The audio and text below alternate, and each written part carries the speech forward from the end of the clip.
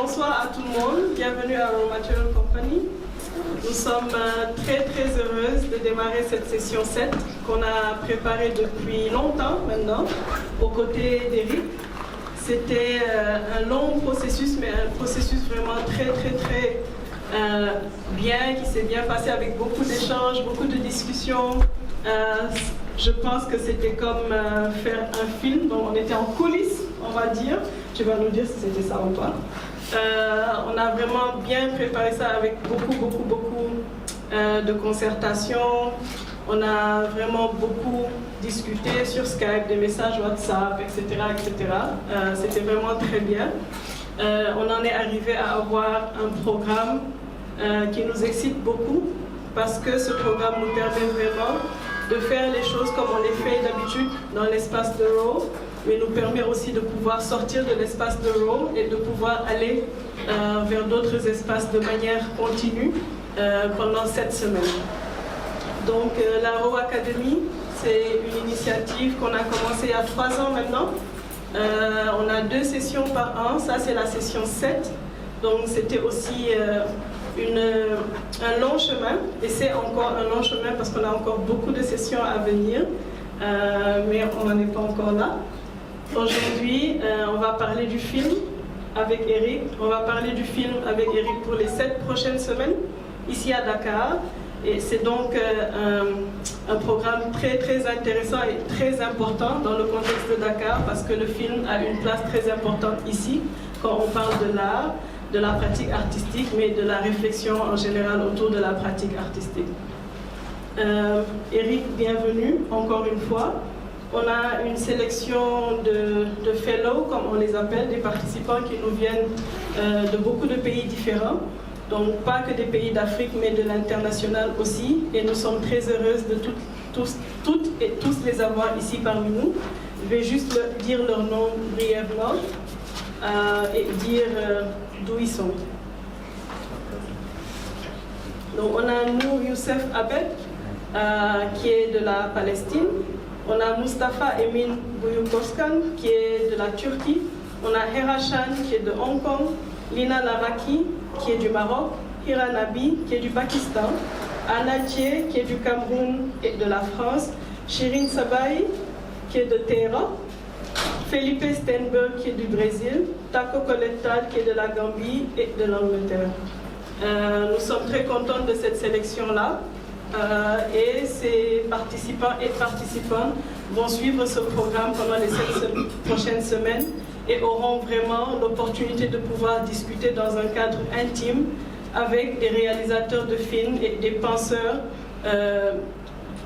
de plusieurs pays différents aussi, que je vais citer, mais Eric aura l'occasion de nous parler plus en détail du travail de chacun et de chacune d'entre eux. Donc il y a Johanna Edi Thomas et Halil Jorej qui nous viennent du Liban et de la France, Racha Sati qui nous vient du Liban, Alain Gomis donc du Sénégal, Nicole Brenez qui nous vient de la France, John Akonfra qui nous vient du Ghana et de l'Angleterre, Alfredo Jarre qui est basé à New York et qui nous vient de Chili, Naïm Mohamed qui est du Bangladesh, aussi basé à New York, et Mati Diop du Sénégal. Et ces intervenants seront là chaque semaine, ils vont s'alterner chaque semaine à partir de la semaine prochaine. Et vous aurez l'occasion de les entendre parler de leur travail, mais aussi de voir leur travail au cinéma Empire. Donc on a un programme bien fourni. Je ne sais pas si vous avez tous déjà eu ce leaflet-là, il était disponible à l'entrée, sinon on peut vous le distribuer. Et c'est le programme des sessions publiques. Des conférences publiques et des projections de films. On a le plaisir de collaborer cette fois-ci avec M. Bruno Ventura, qui est le fondateur du cinéma Empire dans la Médina. Donc pour présenter Eric en détail, je vais lire sa biographie parce que je ne veux pas prendre le risque de le présenter juste comme ça, ce ne serait pas juste par rapport à qui il est et par rapport au travail qu'il a accompli jusque-là. Donc Eric Baudelaire, il est artiste et cinéaste basé à Paris. Après des études en sciences politiques, il a développé une pratique artistique ancrée dans un travail de recherche comprenant la photographie, l'estampe et la vidéo. Depuis 2010, le cinéma est devenu central à son travail. Ses longs métrages, also known as Gadi, Lettres à Max, de Ugly One, et l'anabase de Mei Fusako Shigenobu Masao Adachi, 27 années sans images, ont été programmés en festival à Locarno, Toronto, New York, au FID Marseille et à Rotterdam. Lorsqu'il les montre au sein d'expositions, Éric Baudelaire incorpore ses films au sein d'installations comprenant d'autres œuvres, des performances, des publications et une programmation publique, notamment lors du projet Après au Centre Pompidou en 2017 et de Secession Sessions qui a débuté à Béton Salon à Paris puis voyagé à Cristal et Sharjah Biennale 12. Ces dernières expositions personnelles ont eu lieu au 8 de Wies à Rotterdam, au Friederichianum à Kassel, au Beirut Art Center à Gasworks, Londres, et au Hammer Museum à Los Angeles. Son travail est présent dans les collections du musée Reina Sofia à Madrid, au MACBA à Barcelona, au MoMA à New York, au Centre Pompidou à Paris et à M+ à Hong Kong. Une autre chose très importante, c'est que Éric Baudelaire vient de remporter le prix Marcel Duchamp. Et nous sommes très très fiers de lui et je vous prie de le féliciter encore une fois parce qu'il a fait un film exceptionnel avec des enfants, des adolescents. Et ce film a remporté le prix Marcel Duchamp cette année. C'est ce film-là qu'on va vous montrer vendredi au Cinéma Empire à 20h. Donc s'il vous plaît, félicitez Éric Baudelaire avec moi.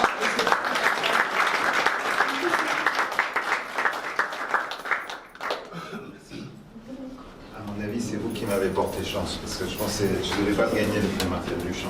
C'est grâce à vous, surtout. Merci beaucoup d'être venu ce soir. Et merci beaucoup, Marie-Hélène, d'avoir organisé ces sessions avec moi longuement. Je voudrais remercier toute l'équipe aussi d'Euro, Ram Pharma, Dulcie, Devine, merci beaucoup, Marie Cissé, Korka, Anna Karima, merci de travailler avec moi chaque jour dans l'organisation de ces sessions. Et je voudrais remercier évidemment Koyo Kuo qui manque beaucoup ce soir, mais je crois qu'elle veille sur nous d'une manière cosmique et qu'elle écoute tout ce qu'on dit. Ce soir, je voudrais vous parler du temps, et tout particulièrement de prendre son temps. C'est-à-dire que j'ai le sentiment que le temps est une denrée rare, une denrée de plus en plus rare. On a l'impression que les choses vont de plus en plus vite et que moi j'ai le sentiment que le temps peut, quand on y pense un petit peu différemment, qu'on décide de le vivre différemment, être une des possibilités pour changer le regard sur le monde et changer aussi notre rapport au monde, dans un monde qui ne va pas très bien et qui va certainement trop vite. Le temps a été important pour moi quand Koyo m'a proposé pour la première fois de diriger une de ces sessions. J'avoue que cette invitation m'a un peu intimidé parce que c'est une très grosse responsabilité. C'est aussi un temps particulier de prendre 8 semaines de sa vie et de se fixer quelque part et de la consacrer à un travail de fond, un travail intense avec un petit groupe de personnes. Et j'avoue que j'ai été aussi, j'étais très touché par l'invitation de Koyo et j'ai été aussi très intimidé par la question de comment utiliser ce temps, qu'est-ce qu'on peut faire avec ce temps. Et je crois que ces académies sont un format très étonnant et très intéressant pour moi. C'est-à-dire que c'est une temporalité particulière. C'est pas une école où on passe 1 an ou 4 ans à étudier ensemble quelque chose. C'est pas une école du tout en réalité. Tout le monde, tous les postulants, tous les membres de cette académie ont déjà des diplômes, ils sont déjà formés, ils ont déjà même une pratique d'artiste. Donc qu'est-ce que ça veut dire de décider de passer ensemble 8 semaines pour travailler sur quelque chose? Nous avons décidé d'appeler cette session « Images pour notre temps ». Alors c'est un petit peu un clin d'œil à une série de documentaires un petit peu qui avaient une certaine importance en France depuis les années 60 où elles ont commencé. C'est une série de documentaires commencé par Labarthe et Janine Bazin, qui s'appelait Cinéastes de notre temps, et qui étaient un peu des portraits de cinéastes qui semblaient importants par rapport à un moment. Donc ici, on a changé 2 mots. Ce n'est plus une histoire de personne, ce n'est pas une histoire de cinéaste, mais ce sont les images qui vont nous intéresser. Et ce n'est pas les images de notre temps, mais c'est les images pour notre temps. Donc ça implique peut-être qu'on voudrait réfléchir au type d'image qu'il nous faudrait, celle dont on a peut-être besoin. Avant de vous parler un petit peu de comment on va organiser cette académie, je vais faire un petit détour pour vous parler un tout petit peu de comment moi j'en suis arrivé là, et peut-être vous faire une présentation générale de mon travail depuis une dizaine d'années. Et pour vous parler de mon travail depuis une dizaine d'années, je vais commencer par la fin, et puis après on va revenir vers le début. C'est-à-dire que je vais commencer par vous parler de ce tout dernier projet, le film que Marie-Hélène nous a évoqué, qui est donc ce film qui m'a valu la récompense du prix Marcel Duchamp, et de l'exposition qui a lieu en ce moment au Centre Pompidou à Paris, et qui est, on va dire, l'exposition qui encadre ce film. Le projet s'appelle, voilà, étonnamment, « Tu peux prendre ton temps ». Et ça, c'est une phrase qui me vient, c'est une citation qui vient d'une des élèves avec qui j'ai travaillé. En fait, j'ai travaillé pendant 4 années avec des collégiens et des collégiennes d'un collège qui venait d'être construit à Saint-Denis, c'est-à-dire en banlieue parisienne, dans un collège qui s'appelle le collège d'Oramar. Et c'est ce qu'on appelle un 1% artistique, c'est-à-dire qu'en France, quand on construit un bâtiment public, on dédie 1% du budget à une œuvre d'artiste. Donc souvent c'est une sculpture ou une mosaïque qu'on va mettre sur la façade. Cette fois-ci, ils ont demandé à quelqu'un qui fait des films. Et donc le projet que je leur ai proposé, c'était de faire un film. Donc ce ne serait pas une œuvre qui existerait à l'intérieur du bâtiment, ce serait le bâtiment qui existerait à l'intérieur de l'œuvre. Donc c'était simplement une inversion de ce rapport-là. Pendant 4 années, j'ai travaillé avec donc une vingtaine de jeunes élèves qui étaient en 6e, donc ils avaient 11 ans au moment où on a commencé à travailler ensemble. Et puis on a fini le film cette année, donc 4 années plus tard. Et cette phrase « Tu peux prendre ton temps », en fait c'est une citation d'une des élèves du projet qui s'appelle Fatima Tassar, dont le père est de Dakar et sa mère est de Nouakchott. Et elle vit en France, elle travaillait avec moi. Elle avait, donc elle a 14 ans, et à un moment, quand on tournait les images, il y a un moment dans le film qu'on va projeter vendredi au Cinéma Empire, où elle donne cette instruction à ma chef opératrice, elle dit, qui est en train de filmer des pigeons, et elle lui dit « Tu peux prendre ton temps pour filmer ». Et ça m'a beaucoup, cette phrase est restée avec moi, parce que c'est vrai qu'on peut prendre cette idée qu'on a le droit de prendre son temps, et peut-être c'est un devoir de prendre son temps. C'est quelque chose qui a été important pour moi, puisque j'ai pris 4 ans pour faire ce travail avec ces élèves-là, et que ce film, on n'aurait pas pu le faire autrement que si on avait pris ce temps-là. Donc ça c'est une image de l'installation actuellement au Centre Pompidou. Normalement, habituellement, ça c'est un espace, c'est une salle blanche d'habitude où on montre des objets. Moi j'ai transformé ça en cinéma, donc on n'a pas les murs en noir, et j'ai acheté des fauteuils de cinéma dans un cinéma parisien qui était en train de rénover. Et j'ai vraiment installé ce cinéma-là, et le film dure 1h54. Et c'est pas facile de montrer, c'est pas évident de montrer un film long comme ça dans un espace d'exposition, comme un musée où les gens viennent, ils passent en général, ils n'ont pas l'habitude de rester 1h30 dans cet espace. Donc c'est une invitation de peut-être de consacrer 2 heures à ce film, à ralentir un petit peu le rythme. Ça c'est le groupe d'élèves avec qui j'ai travaillé. Ça c'est le soir du vernissage à Beaubourg.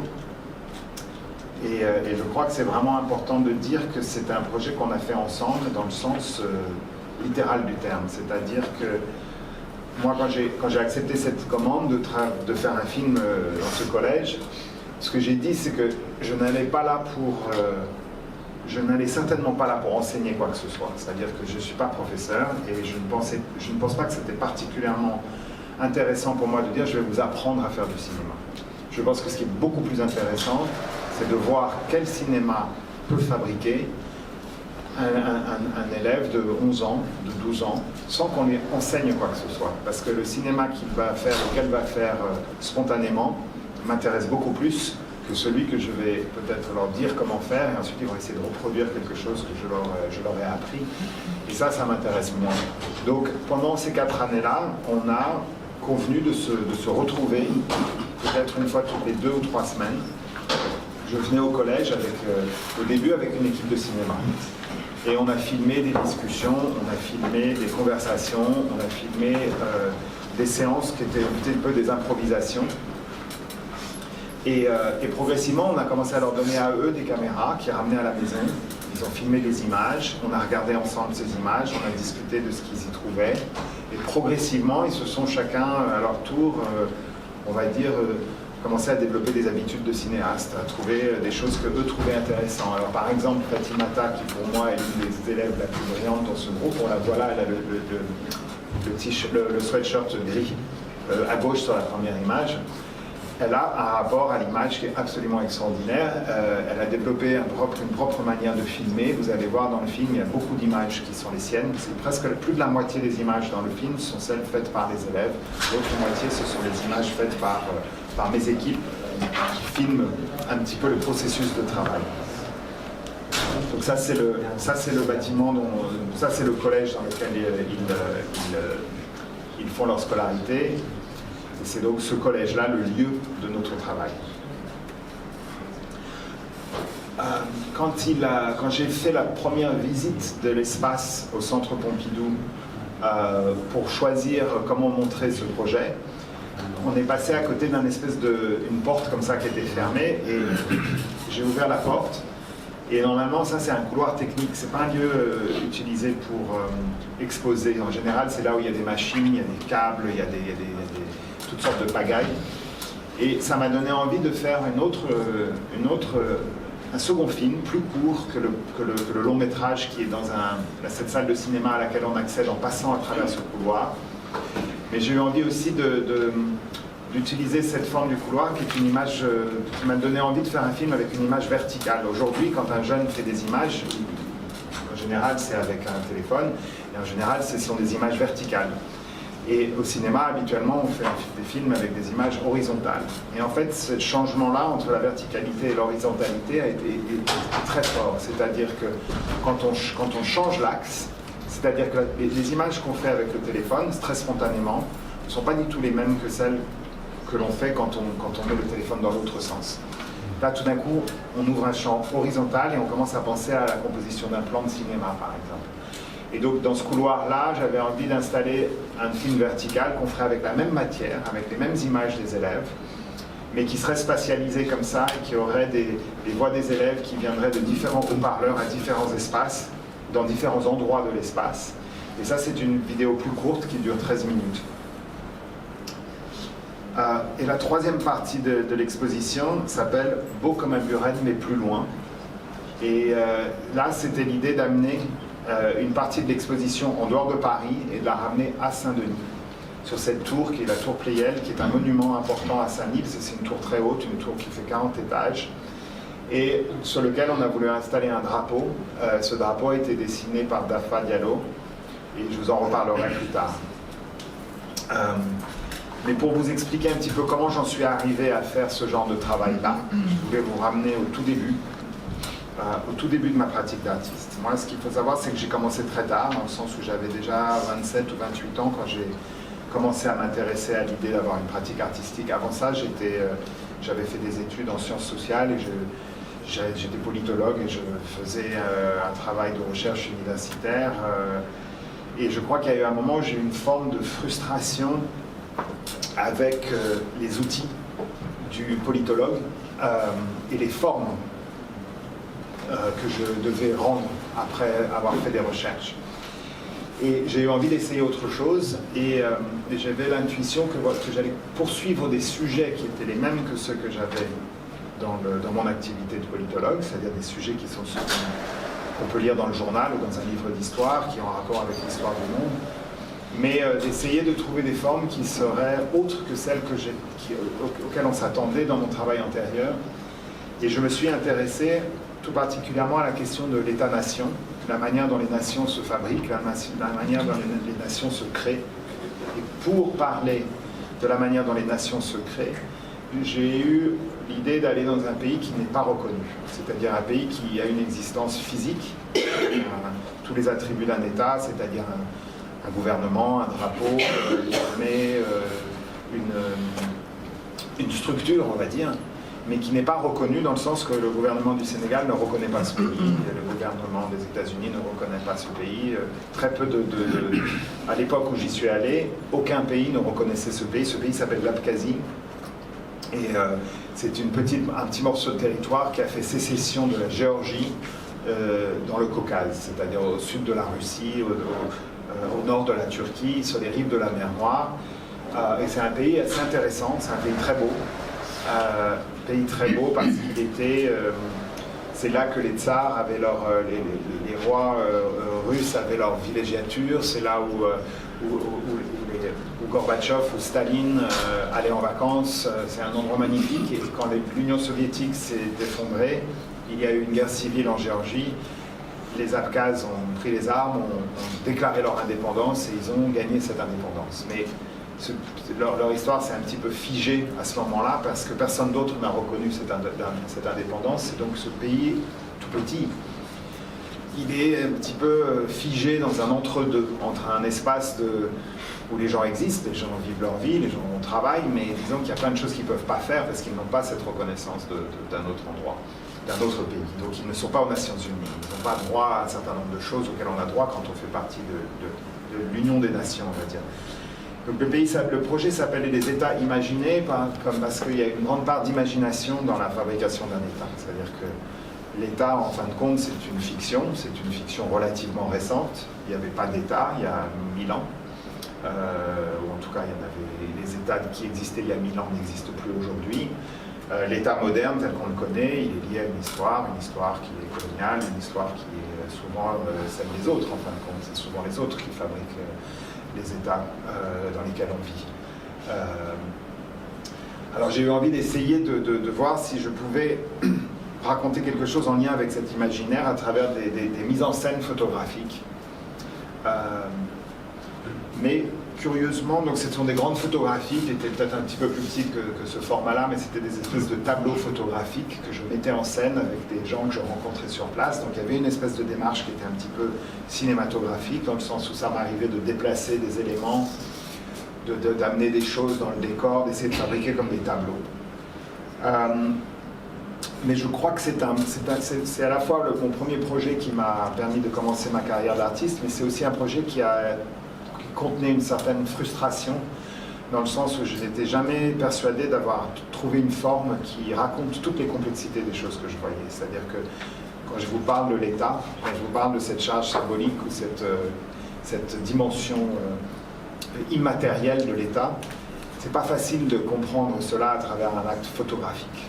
Il y a des choses comme ça qui m'ont poussé vers chercher d'autres mécanismes, d'autres moyens, d'autres outils. Et comme je n'avais pas fait d'école d'art ou de cinéma, j'ai fait ça très petit à petit.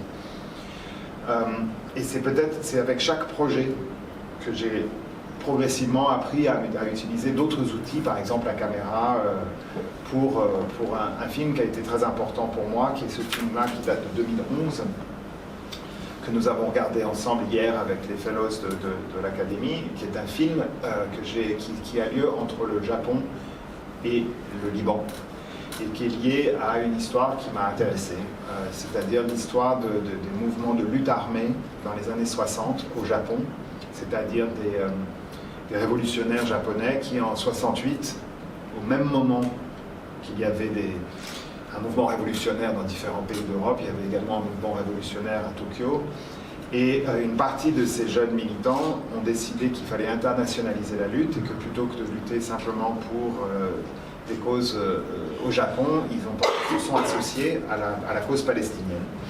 Et ils se sont délocalisés à Beyrouth où ils ont décidé de travailler avec le PFLP, qui est un mouvement de gauche dans la cause palestinienne. Et c'est une histoire qui est complexe. Là, on voit, c'est la tombe d'un des soldats de l'armée rouge japonaise. Et c'est assez étonnant, quand on est à Beyrouth, de voir dans le cimetière des martyrs, où les combattants de la cause sont enterrés, de voir ces visages japonais. De plus, avec une écriture arabe sur leur tombe. D'ailleurs, je crois que cette tombe a été violentée sans doute pendant les différentes guerres civiles qui ont pu avoir lieu au Liban. L'Anabase, c'est un projet qui m'a ouvert beaucoup de voies, parce que c'est un projet à travers lequel j'ai appris à comment je voulais faire des films. Et la manière dont ça s'est passé est la suivante. Il y a deux personnages dans ce film. Le titre est très long. Un des personnages, c'est Mei Shigenobu, qui est la fille de Fusako Shigenobu. Fusako Shigenobu est la fondatrice de l'armée rouge japonaise. Et Masao Adachi, qui est un grand réalisateur de films expérimentaux japonais, qui a fait un film sur l'armée rouge japonaise en 1971 et qui ensuite a rejoint l'armée rouge japonaise. Et c'est assez rare qu'un cinéaste s'intéresse à la lutte armée. Par exemple, des cinéastes qui ont fait des films sur la lutte armée, mais assez peu ont décidé de passer de l'autre côté, à faire une espèce de transition de l'autre côté. Masao Adachi a fait ça pendant 27 années. Il a mis de côté la caméra, d'une certaine manière, pour la Kalachnikov et a lutté avant d'être rattrapé par cette histoire et d'être arrêté. Il a purgé une peine de prison. Aujourd'hui, il est libre au Japon, mais il n'a pas le droit de voyager. C'est-à-dire que le gouvernement japonais ne veut pas qu'il voyage, donc il n'a pas de passeport. Donc quand moi j'ai envoyé un email à Masao Adachi en lui disant que je voulais le rencontrer pour qu'il me raconte son histoire, il m'a dit très bien, moi je veux bien, c'est ce que dit l'email, je veux bien vous rencontrer à la station Ogikubo et je veux bien vous aider avec votre film, mais j'ai une condition, c'est que quand vous irez à Beyrouth, je voudrais que vous fassiez des images pour moi, pour que je puisse les utiliser dans mon prochain film, parce que comme vous le savez, je n'ai plus le droit de retourner au Liban. Et donc ça a été très important pour moi, parce que c'est un moment intéressant dans la vie d'un cinéaste, où on s'adresse à quelqu'un, lui dit « je voudrais que tu me racontes ton histoire », et lui me dit « d'accord, mais je veux ça en échange ». Et ça veut dire que tout de suite, il y a une transaction. C'est-à-dire, je te donne quelque chose, mais tu me donnes quelque chose. Et j'ai trouvé ça très intéressant parce que, depuis, quasiment tous mes films sont ancrés dans une forme de transaction. C'est-à-dire, je prends quelque chose, je te donne quelque chose, et cet échange-là, il est visible dans le film. C'est-à-dire que le film doit pas seulement raconter une histoire, le film doit aussi raconter l'histoire de comment le film lui-même a été fabriqué. Comme si on pouvait être présent dans une pièce et filmer quelque chose et qu'en fait les gens qui sont dans cette pièce, ils ne s'aperçoiveraient pas qu'il y a quelqu'un là dans le coin avec une caméra et que donc ils vont vivre les choses de manière absolument naturelle et la caméra est invisible, etc. Ça, je pense que ça fait longtemps qu'on sait que c'est pas vrai, que la présence de l'observateur va toujours influencer ce qui se passe quelque part, et que je pense que c'est important que le cinéma, en tout cas une certaine forme de cinéma, prenne en compte la nature de cette transaction-là. C'est-à-dire que le film donne à voir quelque chose, mais qu'il nous raconte également quelque chose sur la manière dont il a été fabriqué pour que le spectateur puisse, en toute intelligence, réfléchir à la fois à l'histoire et à la manière dont cette histoire nous est amenée. Donc, on ne peut pas parler, le film lui-même raconte un peu cette histoire complexe de l'armée rouge japonaise, qui se passe donc entre le Liban et Tokyo. Moi, j'ai une pratique à la fois de cinéaste et je fais des expositions. Donc, souvent, quand je fais des expositions, les films sont montrés dans un espace. Et dans un autre espace à côté, il peut y avoir d'autres éléments. Alors là, pour le coup, c'est un extrait sur le téléviseur en bas à droite, c'est un extrait d'un film de Masao Adachi, qui est le sujet de mon film. J'ai voulu montrer un extrait d'un de ses films, parce que ça me paraissait très important qu'on comprenne des choses comme ça. Il y a aussi un projecteur de diapo à gauche qui projette des dessins, des photographies de dessins que Masao Adachi a fait quand il était en prison. Dans le titre du film, il y a 27 années sans images, parce que pendant 27 années, Masao Adachi n'a pas fait d'images. Et quand il a été arrêté, il était en prison, et sa seule manière pour faire des images, ça a été de faire des dessins qui sont très beaux. Et donc voilà, je montre ces dessins-là dans l'exposition aussi. Et puis au mur derrière, il y a des espèces comme c'est presque des peintures qui sont noires. Quand on est devant, on a l'impression que ce sont des peintures noires. Mais quand on est sur le côté, on s'aperçoit qu'en fait, il y a une espèce d'image en impression, c'est un vernis en fait, c'est une image noire mate, sur laquelle il y a une image en vernis qui fait que la lumière se reflète différemment et on arrive à apercevoir un petit peu quelque chose. Et ce qu'on voit sur ces images-là, pendant ces 27 années de clandestinité et de lutte, Mei Shigenobu et sa famille ne pouvaient pas avoir d'image. Donc, ils ne pouvaient pas avoir de photos de famille parce qu'ils vivaient clandestinement, ils étaient recherchés par les services secrets israéliens. Donc ils prenaient parfois des photos de famille, comme toute famille, et puis ensuite ils les détruisaient pour pas que ça puisse leur nuire. Il y a très très peu de ces images qui ont survécu. Et pour les montrer, je les ai montrées comme ça, dans des espèces de monochrome noir sur noir, où on peut deviner l'image, mais il faut tourner autour du tableau pour réussir à la voir. Je disais aussi qu'il y a des pièces que je fais qui ne sont pas des films. Ça, par exemple, c'est une pièce qui a été commandée par Koyo, justement, pour une biennale qu'elle organisait en Irlande, à Limerick. Et donc, en réponse à la proposition de Koyo, j'ai réfléchi au fait qu'en fait, dans mon métier précédent, quand j'étais politologue, je m'intéressais déjà d'une certaine manière à la production d'images. Les politologues fabriquent des images. Par exemple, ça, là, ces diagrammes au milieu, ce sont des diagrammes qui sont fabriqués par différents instituts de recherche ou parfois des journalismes de recherche politique. Je vais essayer de faire un petit zoom dedans. Je peux voir par exemple ici. Je trouve ce diagramme il est intéressant parce qu'on voit en bas à gauche il y a l'armée rouge japonaise, à droite il y a le mouvement Black September qui est un mouvement de lutte palestinienne, en haut il y a le mouvement des South Malucans, le Popular Revolutionary Bloc, donc c'est des révolutionnaires arméniens.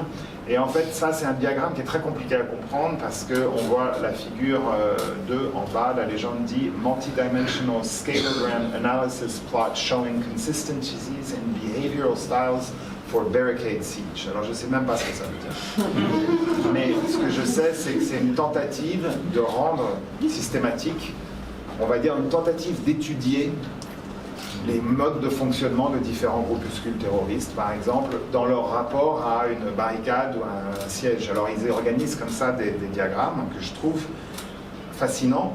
Là, je ne sais pas exactement à quoi sert ce diagramme-là, mais il y a weapons, donc les armes d'un côté. Mais d'une autre manière, quand je regarde ça dans mon nouveau métier d'artiste, ben, je dis que en fait, ça ressemble peut-être à un Sol Lewitt, par exemple, ou à une expression d'un artiste minimal qui aurait fait une espèce de tableau abstrait. Il y a une forme assez plastique qui est presque belle.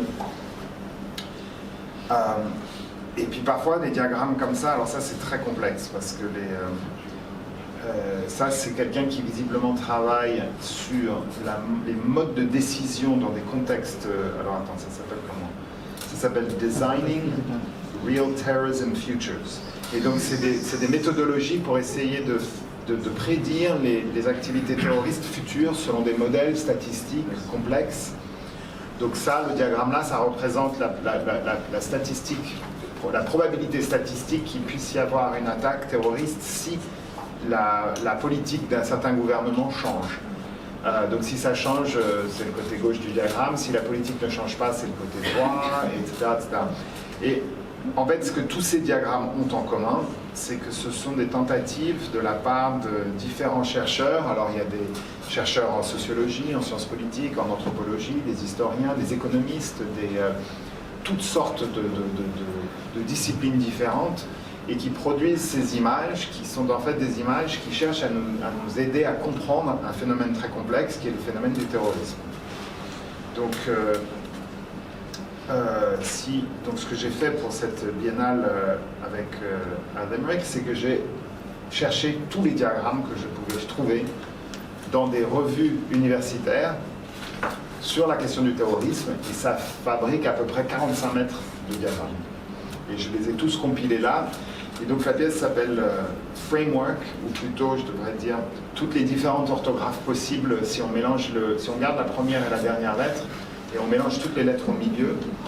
L'œil humain a cette particularité, c'est que si la première lettre et la dernière lettre ne bougent pas et qu'on bouge toutes celles au milieu, on va plus ou moins toujours arriver à lire.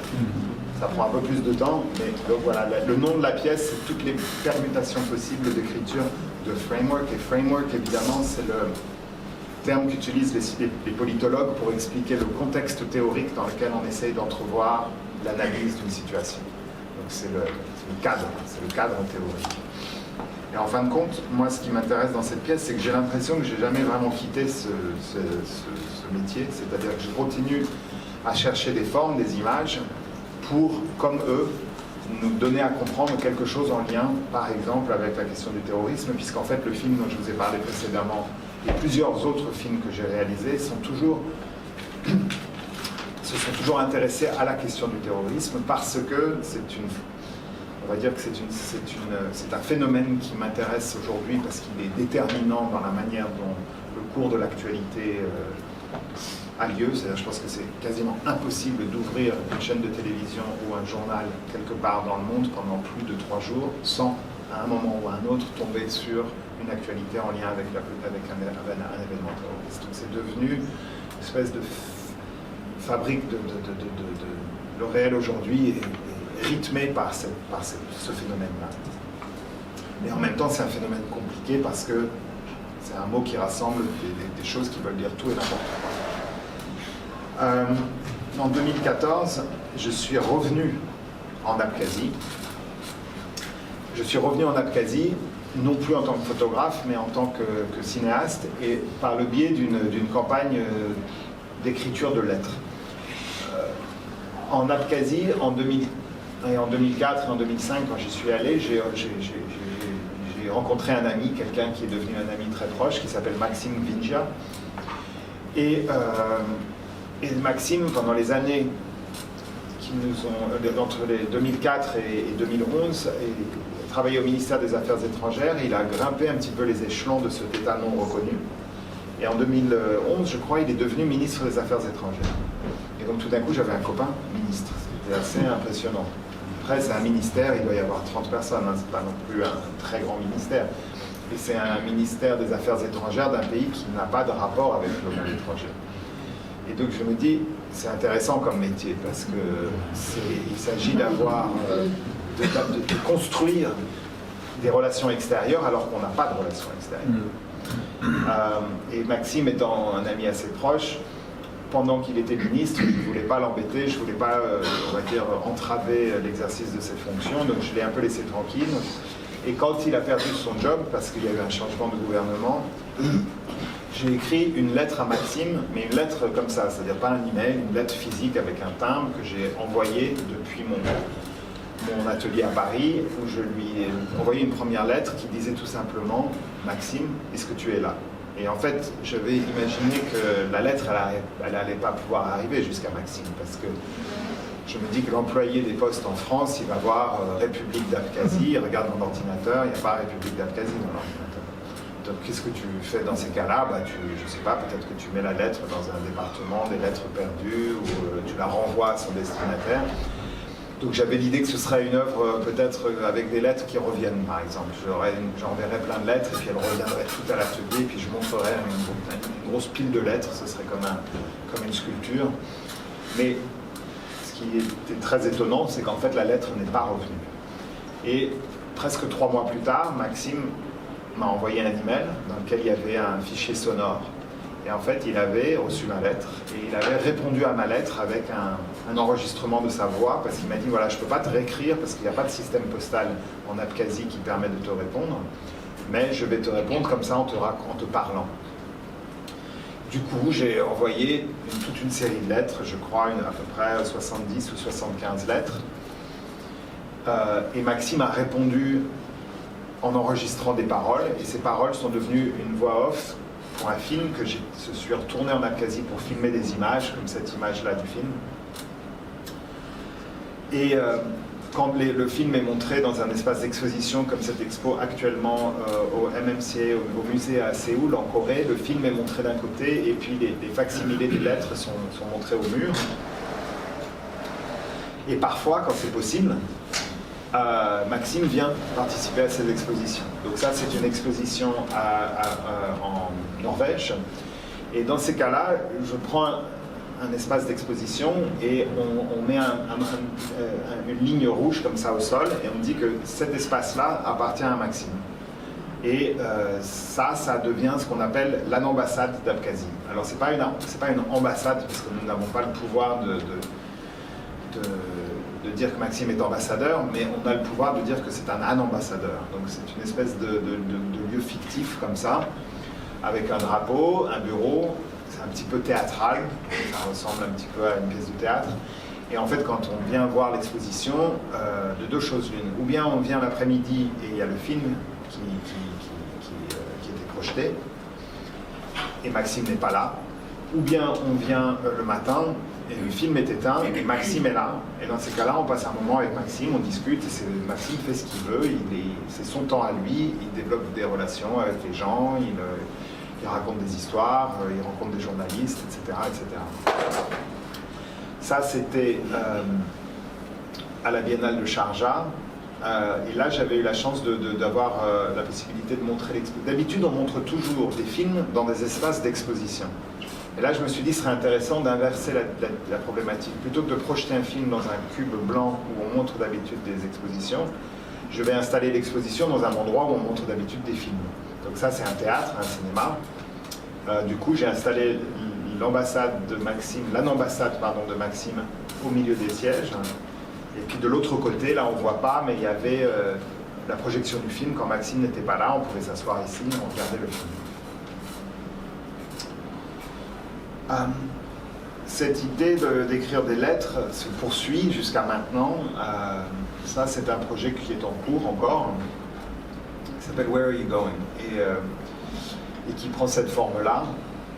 Pour l'instant, il y a 51 lettres qui me sont revenues. Et en fait, bon, ça ressemble à ça.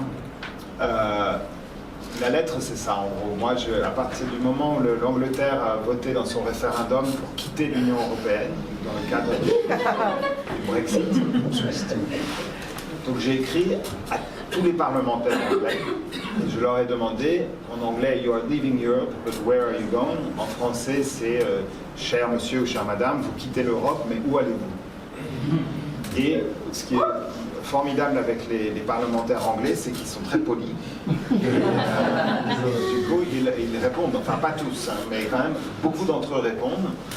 Alors parfois, ils écrivent des très très belles lettres comme celle à gauche, avec un stylo à plume et un papier en tête. J'arrive pas à lire tout, mais en gros, elle nous dit quoi?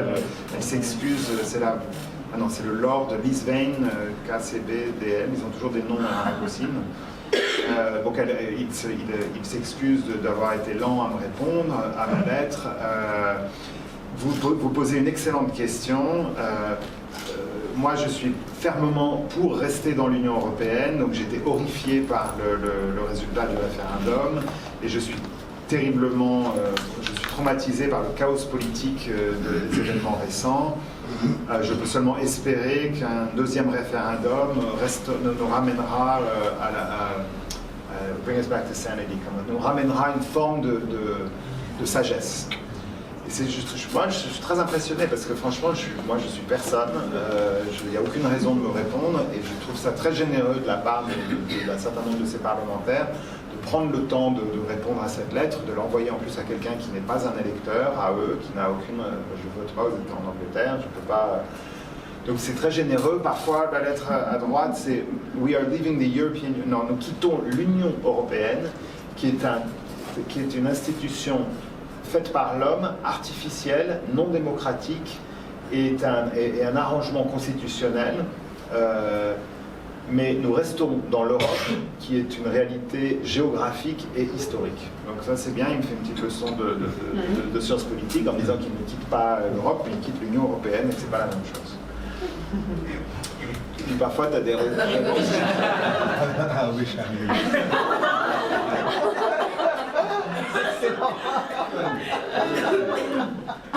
Et il y en a vraiment beaucoup comme ça qui sont très très belles. Il y a une forme de sincérité là-dedans, et moi ce qui me plaît aussi avec ce genre de pratique, c'est que je vous disais qu'une grosse partie de mon travail c'est des transactions, c'est-à-dire que c'est un peu comme le film, c'est-à-dire que là il y a vraiment un échange. Et cette personne, le Earl of Home, qui est quand même un sacré nom, me donne quelque chose, voilà, une sincérité. Il ne sait pas où on va. Oui, l'avant-dernière projet dont je voudrais vous parler, c'est une exposition qui s'appelait Après, et que j'ai fait au Centre Pompidou en 2017, et qui a été pour moi un projet très important dans la question à quoi ça sert en fait de faire des expositions? Qu'est-ce que ça veut dire de faire des films quand on veut s'intéresser au monde réel, quand on veut s'intéresser à une situation politique? Voilà, qu'est-ce que ça veut dire de faire une exposition en lien avec ces sujets-là? Donc l'exposition est construite autour d'un film qui s'appelle Also Known as Jihadi et qui est un remake d'un film de Masao Adachi dont on a parlé avec le premier film, ce réalisateur expérimental japonais qui a fait un très très beau film en 1969 qui s'appelait Aka Serial Killer et qui est un portrait d'un jeune homme qui a commis des meurtres. Mais au lieu de filmer le jeune homme, Masao Adachi fait quelque chose de très intéressant et de très avant-gardiste, c'est qu'il ne filme pas le jeune homme, il filme ce que le jeune homme a vu. C'est-à-dire, il filme tous les paysages dans lesquels le jeune homme a vécu. La maison où il a grandi, l'école où il est allé, tous les endroits où il a travaillé. Donc c'est un film qui est constitué entièrement de paysages. Et vous pouvez voir ce film très simplement parce qu'il est sur YouTube. Vous pouvez faire une recherche pour Aka Serial Killer. Et c'est vraiment un film magnifique. Il y a de la musique et il y a des paysages. Et l'idée, je crois, la proposition de Masao Adachi, c'est de dire qu'est-ce qu'on va apprendre de la vie de quelqu'un qui devient un serial killer, mais qu'est-ce qu'on peut apprendre sur cet itinéraire-là, non pas en le filmant lui, mais en filmant les lieux dans lesquels il a vécu. Parce que peut-être que dans les lieux dans lesquels il a vécu, on va voir quelque chose des structures politiques, du monde de la pression sociale, de la je ne sais pas quoi. On va peut-être voir quelque chose qui va peut-être nous aider à comprendre un petit peu pourquoi cette personne a fait ce qu'il a fait. Et moi, ça, c'est une idée que je trouve très intéressante. Alors évidemment, je pense qu'elle n'est pas suffisante. C'est pas parce que je vais filmer vous, tous les endroits dans lesquels vous avez vécu, que je vais savoir qui vous êtes. Mais peut-être que je vais apprendre quand même des choses sur vous. Et en fait, j'ai décidé de faire un film exactement de la même méthode. Et c'est un film que j'ai commencé à faire en 2015, quelques semaines après les événements du 13 novembre 2015 en France, où il y a eu des attaques qui ont eu lieu dans des différents lieux publics, dans le quartier où j'habite, dans des restaurants, dans le Bataclan, dans le Stade de France, et il y a eu plusieurs centaines de personnes qui ont été tuées. Et les jeunes hommes qui ont fait ça sont français ou belges en l'occurrence, sont des gens qui ont grandi en Europe, qui sont allés à l'école, qui ont vécu une vie qui ne les prédisposait pas nécessairement à devenir des meurtriers ou à tuer des gens qu'ils ne connaissent pas. Et je me suis dit, comment est-ce qu'on fait un film sur une histoire comme ça? C'est très compliqué. Surtout, c'est une histoire qui est évidemment très douloureuse, qui a plein de conséquences, parce que ces événements-là ont évidemment donné lieu à une forme de souffrance aussi pour beaucoup d'autres musulmans qui vivent en France et qui ont dû vivre les conséquences de cet acte-là. La stigmatisation systématique qui peut avoir lieu dans des endroits après ce genre de choses. Et je me suis dit, comment est-ce qu'on peut faire un film là-dessus? Et du coup, le film est très simple. J'ai choisi de faire le film sur un jeune homme, alors pas quelqu'un qui a participé aux événements de 2015, mais un jeune Français qui a grandi en France et qui est parti en Syrie rejoindre l'État islamique en 2013. Et qui a passé 2 ans à Alep, au nord de la Syrie. Alors on ne sait pas très bien ce qu'il a fait là-bas. Lui, il dit qu'il a fait de l'humanitaire, il a conduit un camion, il a apporté de la nourriture à des soldats peut-être, il n'a pas participé au combat. Bon, visiblement, la justice française pense que c'est plus compliqué que ça. Quand il a été expulsé finalement de Syrie en 2015, et puis ensuite la police turque l'a expulsé de Turquie. Ensuite, il a été un peu en cavale en France. Les policiers n'ont pas réussi ils sont arrivés le lendemain à l'aéroport. Ils ont raté son vol, donc ils n'ont pas pu l'arrêter à l'aéroport. Donc lui, il a essayé de retourner dans le pays de ses parents, qui est l'Algérie. Donc il a traversé la France, il est allé vers l'Espagne. Et puis c'est finalement en embarquant sur le bateau vers Alger qu'il a été arrêté par la police espagnole. Il a été jugé. Et son procès s'est ouvert 3 semaines après les attaques du 13 novembre. Donc vous pouvez imaginer le climat politique en France, 3 semaines après ces événements. Très difficile d'avoir un procès pour quelqu'un qui vient de passer 2 ans auprès de l'État islamique, etc., etc. Donc il a pris une peine de prison assez élevée, il a pris 8 ans. Et là, j'ai pris une démarche un petit peu d'anthropologue, dans le sens où le film est anonyme dans le sens où j'utilise pas son nom, j'utilise pas le nom des personnes de ses proches, on masque autant que possible son identité, mais le film est je retrace systématiquement tous les lieux dans lesquels il a vécu, donc le quartier dans lequel il a grandi, l'école dans laquelle il a suivi ses études, les différents espaces dans lesquels il a travaillé, et puis progressivement, je vais jusqu'au point où je ne peux plus aller, donc ça c'est la frontière syrienne, en gros le mur, là en bas on est en Turquie, et de l'autre côté, on était en Syrie, en territoire occupé par l'État islamique au moment du film. Et donc l'autre partie du film, qui est montrée comme ça dans l'espace d'exposition, donc là c'est l'autoroute où on a filmé sa cavale vers l'Espagne. Et le film est constitué également de documents judiciaires, d'écoutes téléphoniques, d'interrogatoires que j'ai pu obtenir, qui racontent un petit peu son histoire, un petit peu à la manière d'un scénario de film, parce qu'il y a des dialogues, il y a des voix qu'on voit sur les retranscriptions dans ces différents documents. Donc ça nous raconte à la fois très peu de choses et beaucoup de choses, mais pas forcément sur lui, mais plus sur le contexte dans lequel toutes ces choses-là se sont passées.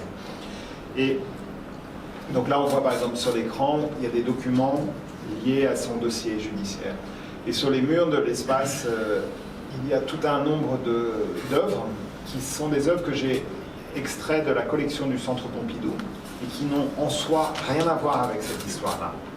Mais ils ont d'une certaine manière à voir avec certains sujets qui apparaissent dans le film. Alors c'est des associations que je fais, qui sont des associations assez libres, mais pas évidentes.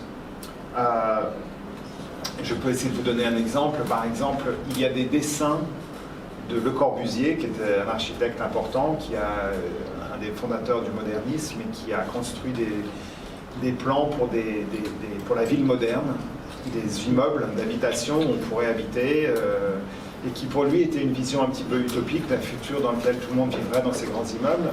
Et en fait, quand on regarde les immeubles dans la banlieue parisienne, dans laquelle beaucoup de les classes ouvrières vivent, ce sont des immeubles qui sont inspirés des dessins de Le Corbusier, mais qui sont en fait des immeubles terriblement, des lieux, des quartiers très difficiles à vivre. C'est des lieux où en général, il y a une grande concentration de pauvreté, et c'est souvent dans ces immeubles-là que vivent les jeunes Français qui décident qu'ils n'ont plus rien à faire en France, à l'époque, en 2013-2014, que leur destin pouvait éventuellement être ailleurs, et qui ont décidé de partir, par exemple, en Syrie.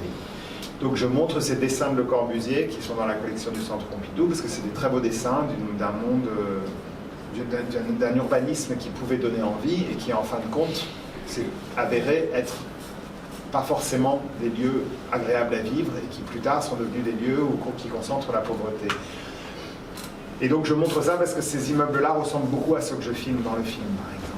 Donc il y a beaucoup de choses comme ça qui sont des espèces de propositions indirectes de vis-à-vis d'œuvres, de peintures, de sculptures, qui sont dans le patrimoine de ce musée national français. Et j'essaye de voir si, en les voyant dans le contexte de ce film, on va y réfléchir différemment. Et tous les soirs, pendant 15 jours, dans l'espace d'exposition, j'organise différentes rencontres avec différentes personnes. Donc là, en l'occurrence, ce sont des architectes et des militants qui vivent dans ces quartiers-là, des architectes qui les ont construits et des militants qui militent ou qui organisent des groupes de personnes qui vivent dans ces quartiers pour essayer d'obtenir des meilleures conditions, droit à la justice sociale, etc., etc. Et ça, c'est quelque chose qui est très important dans ma pratique, c'est-à-dire de ne pas juste montrer des films ou de montrer des œuvres dans les murs, mais autant que possible de fabriquer des espaces de discussion et des espaces d'échange qui sont dans le lieu d'exposition. Parce que je crois beaucoup à l'idée qu'une des fonctions de l'art, c'est pas juste d'avoir un rapport au regard, mais c'est aussi d'échanger, c'est aussi de discuter. Et je pense qu'une des choses qui me plaît beaucoup avec le cinéma, et je parle du cinéma, c'est-à-dire les films qu'on va regarder ensemble, assis ensemble dans un lieu comme ça, et qui est une activité différente de regarder un film tout seul sur l'ordinateur, ça n'a pas la même possibilité sociale, on va dire. Donc, ce qui me plaît dans l'acte de montrer des films au cinéma, c'est que c'est une expérience collective, c'est une expérience de durée. Je vous ai parlé au début, tu peux prendre ton temps. Donc peut prendre ce temps-là, d'être ensemble pendant 2 heures, de voir quelque chose ensemble, et ensuite peut-être de discuter, d'avoir un rapport au monde qui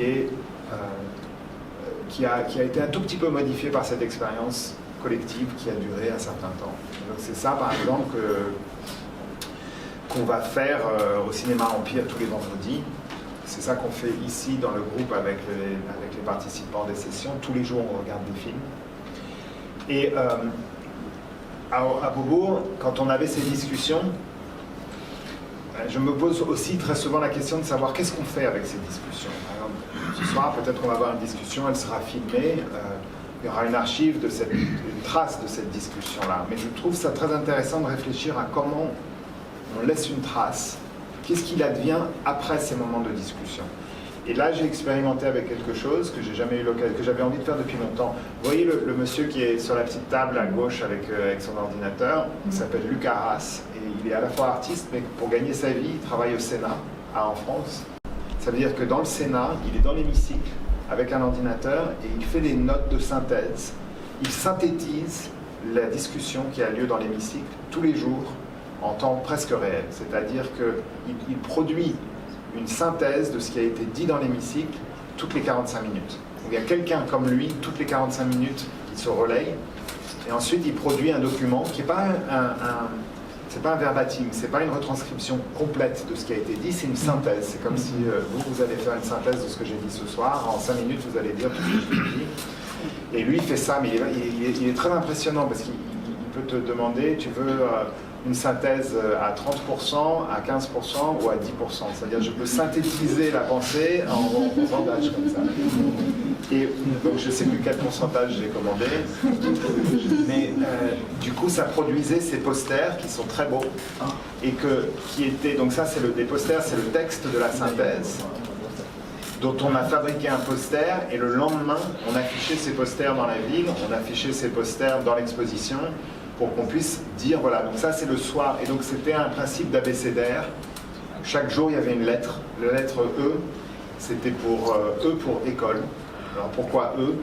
Pourquoi école? Parce que la seule chose qu'ont en commun les 1300 Français qui ont décidé de partir en Syrie entre 2013 et 2015, la seule chose qu'ils ont en commun, parce qu'ils viennent de différents quartiers, ils viennent de différentes familles, ils viennent de différents milieux sociaux, ils ont différentes appartenances, différentes communautés, la seule chose qu'ils ont tous fait ensemble, c'est qu'ils ont été à l'école.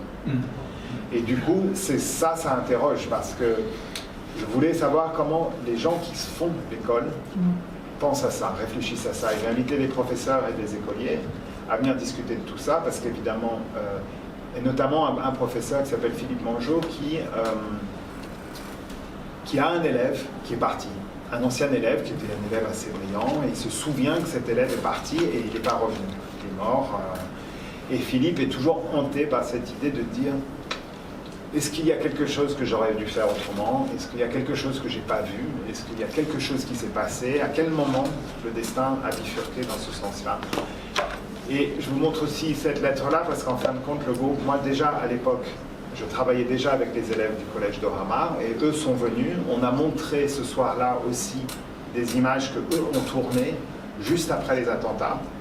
Et eux ont participé aussi à cette exposition, déjà en 2017, donc il y a 2 ans, avant que le film soit terminé. Cette collaboration avec eux avait déjà existé. Donc je reviens à ce avec quoi j'avais commencé, qui est cette exposition actuellement au Centre Pompidou, qui s'appelle « Tu peux prendre ton temps », et qui est donc constituée de ce film, de ce long métrage, où on voit ou bien les élèves en train de travailler, ou bien les images des élèves qu'eux ont tournées chez eux, dans leur quartier, etc. Là, c'est fait ce matin.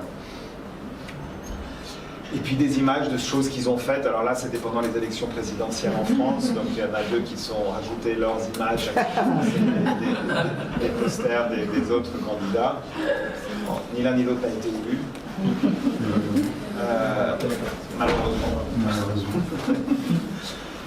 Et ça, c'est DAFA dont on a parlé au début, parce qu'à un moment, on s'est dit, ok, si on va faire cette exposition au Centre Pompidou, c'est bien, on va amener des images de Saint-Denis, de la banlieue, au Centre Pompidou, Mais ce qu'on aimerait bien aussi, c'est que les gens qui habitent à Paris, ils viennent aussi à Saint-Denis. Peut-être qu'au lieu que ce soit Saint-Denis qui vienne toujours à Paris, parce que les gens ne se déplacent pas, on voudrait donner une raison aux gens de Paris d'aller à Saint-Denis. Et donc la manière, bon, on ne peut pas les obliger à venir, mais on a dit qu'on allait faire quelque chose qui était un petit peu sur le ton de l'humour. Il y a un artiste français très connu qui s'appelle Daniel Buren qui travaille depuis des années avec des rayures. C'est toujours des rayures qui font exactement la même taille, ils font 10,7 cm, il fait des tableaux comme ça. Il a fait des... Peut-être que certains d'entre vous ont connu la place derrière le Petit Palais où il y a les colonnes de Buren. Enfin, il y a aussi ici. Comment? Il a fait Vous aussi avez des Buren ici aussi? C'est vrai? Bon, il a agi un peu partout. Et c'est toujours ce même systématisme. Et donc il a fait une pièce en 73 qui s'appelle Les Couleurs et dans laquelle il a mis des drapeaux avec ses rayures sur différents monuments parisiens. Et cette pièce est dans la collection du Centre Pompidou. Et l'idée, c'est qu'on montait sur le toit de Beaubourg et on pouvait regarder à l'aide d'une longue vue ces autres monuments. Et je crois qu'il y avait une idée qu'il fallait ouvrir le musée vers la ville, etc., etc. Mais ça reste quand même de Beaubourg à Paris, de Beaubourg à Notre-Dame. On ne va pas très loin. Nous, on s'est dit, voilà, ce qui serait bien, c'est qu'on aille un peu plus loin, donc on irait jusqu'à Saint-Denis, et ce ne serait pas Buren qui ferait le drapeau, ce serait Dafa. Donc elle l'a plus ou moins bien fait au début, puis après, le drapeau commence à prendre une interprétation qui est à elle.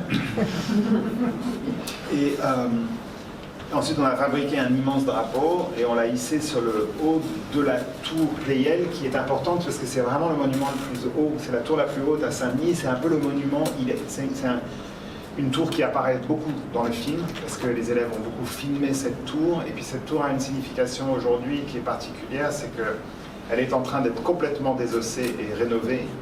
Pourquoi? Pour devenir un hôtel de luxe, en lien avec les Jeux Olympiques en 2024, et donc ça va être un hôtel 5 étoiles, où on pourra voir les quartiers, mais on sera au-dessus, on sera au 41e étage, donc il y aura une piscine là, il y aura un restaurant de luxe. Et il est probable que Fatimata, qui habite dans le bâtiment juste là, n'aura pas souvent l'occasion d'aller dans l'hôtel.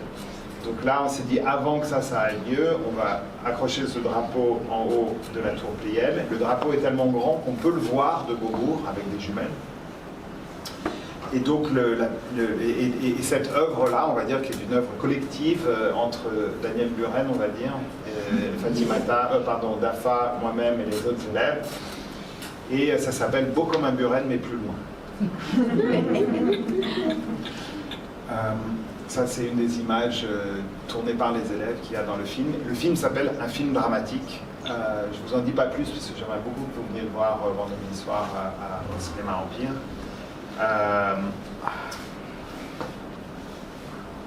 Et comment on en arrive donc à Dakar, où pendant 8 semaines, on va prendre notre temps aussi, avec l'aide de ces professeurs invités. Donc la semaine prochaine, il y a Johanna, il y a Khalil Roleich et Racha Salki qui viennent.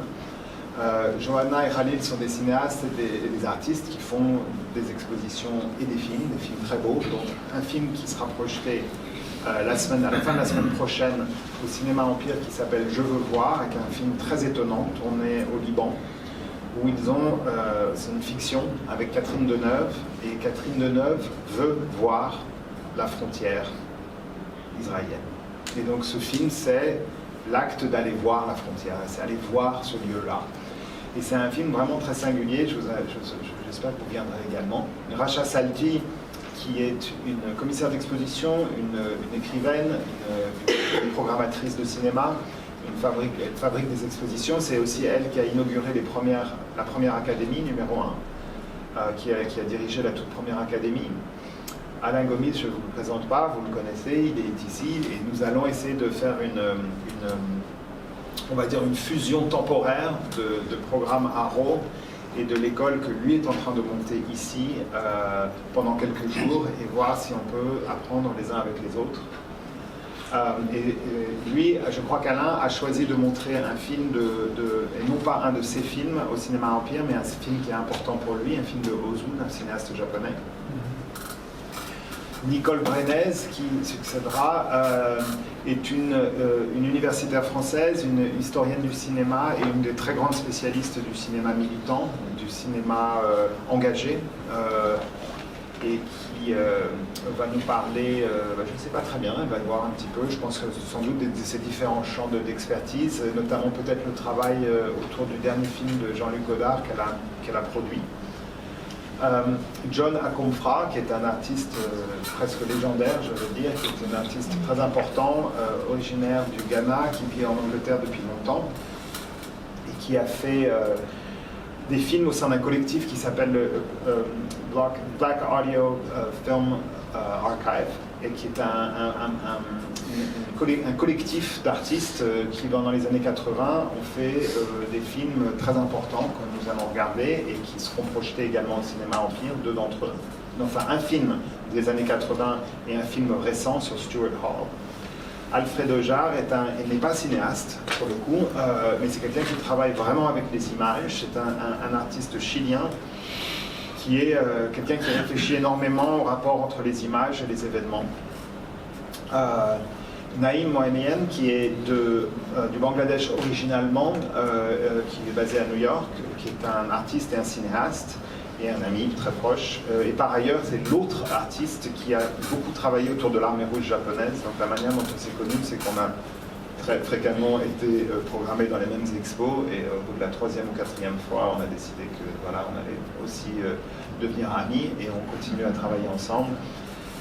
Et Mati Diop, que je ne vous présente pas non plus, qui a gagné le Grand Prix à Cannes cette année, avec un film qui s'appelle Atlantique, qui est tourné ici à Dakar. Mati a passé les 2 dernières années de manière presque constante ici à finir d'écrire son film, à trouver ses acteurs et à le tourner. Et on montrera Atlantique en clôture de l'Académie cette année. Et donc voilà, ça c'est le programme des différentes conférences qui seront données par chacun des intervenants le mercredi soir, tous les mercredis, et les vendredis, donc, les films ou bien programmés par ou bien par les intervenants à 20h au cinéma. Et je vous invite à nous y retrouver. Voilà.